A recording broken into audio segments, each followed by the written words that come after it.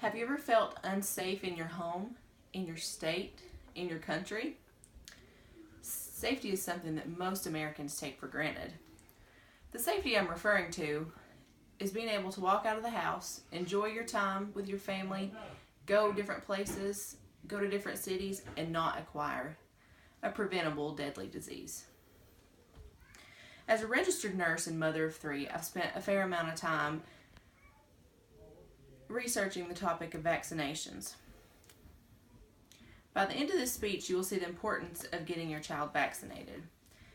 Vaccinations keep your children healthy, but also keep the general population healthy and prevents unnecessary suffering from diseases that could have been prevented. According to vaccines.gov, and 5 important reasons to vaccinate your child in 2016, vaccinations have reduced and in some cases eliminated many diseases that killed or severely disabled people just a few generations ago. Examples include rubella, polio, mumps, and many more. Undervaccinated children are the reason that we've had recent outbreaks in diseases such as measles and pertussis. In the article Vaccine Hesitancy Causes, Consequences, and a Call to Action, 2015, Salmon et al. States that in areas where there are a higher percentage of waivers filed for exemption of vaccination, there were also spikes of preventable diseases, including a pertussis outbreak in Washington State and a measles outbreak in California. Now that I've discussed keeping children healthy, let me move on to my next point, which is keeping the public healthy.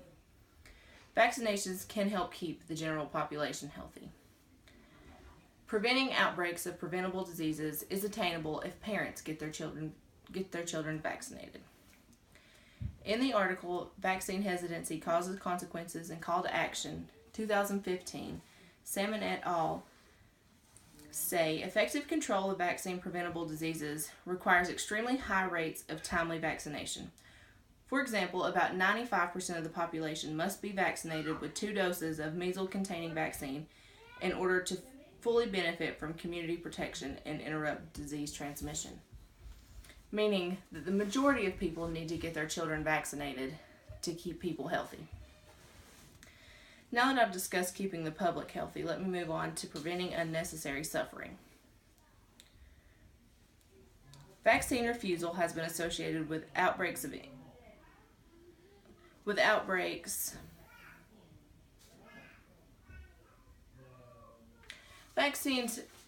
Refusal of vaccine has been associated with outbreaks of these preventable diseases.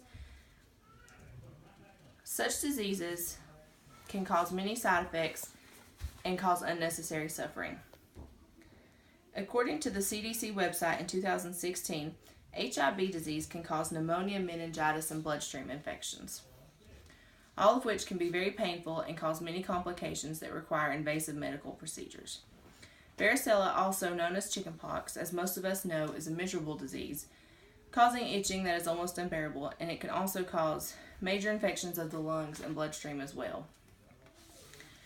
Pneumococcal disease can cause severe pneumonia. Measles can also cause pneumonia and can cause swelling of the brain. Pertussis can also causes pneumonia, but it can also cause convulsions and encephalopathy. More importantly, 1 out of 100 people who contract pertussis die from it. Each of these diseases have the ultimate complication of death. Why, as parents, would we not choose to keep our children safe and healthy? In conclusion, vaccinations are important to the safety and well-being of each person in America. Without vaccinations, we are setting our country up for outbreaks of potentially deadly diseases.